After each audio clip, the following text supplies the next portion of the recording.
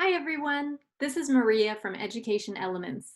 In this video, I'll show you some tips and tricks for using screencastify to record instruction with video. Let's get started. So why would you want to record some instruction with video? Some benefits of using video for flipped learning include that it allows for self-paced learning. Students can pause and rewind the video to watch sections as needed. They can also watch them asynchronously, so you don't need to get students all together at once to watch the same thing. As a teacher, you can reuse a portion of your lecture or of your direct instruction. It also creates transparency for parents. You can share those videos with families who can then watch them at home. This also allows the teacher to provide more differentiated support within the classroom because you can record different videos for different students to watch.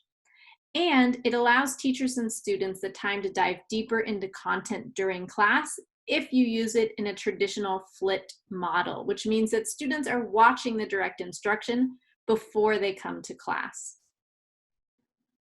Some best practices for recording flipped videos.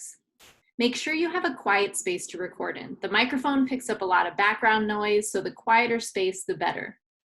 Bullet or script out what you want to say in advance. This can help keep your wording concise and not rambling.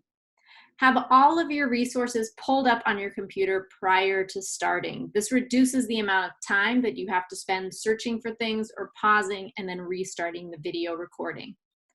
Make sure you close or turn off any notifications so they're not interrupting your video. And then most video recording programs, like Screencastify, have the option to pause, rewind, and re-record. So with Screencastify, you can use the pause function, and then you can just start it again and edit your video.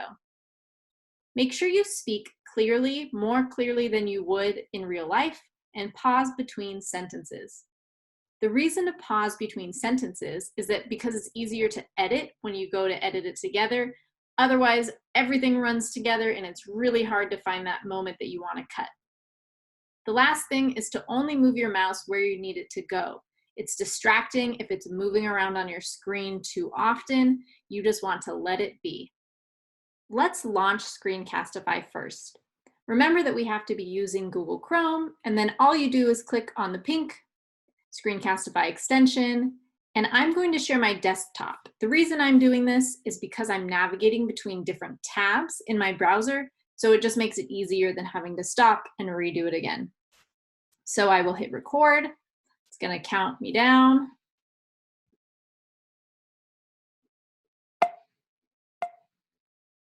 All right. So the first way you can use Screencastify for direct instruction is just what I just did, which is talking over a PowerPoint or a Google Slides presentation. You can record yourself talking over it. Students can pause and rewind or follow along and take notes. Another way to use Screencastify is to show students how to use a website. So in this instance, I have a Google form. I could walk students through how I want them to fill out each portion of the Google form. This would work for any website because it just lets you record your screen. Another thing that you could do is show students how to fill out a document, such as a Google Doc, like I have pulled up right here.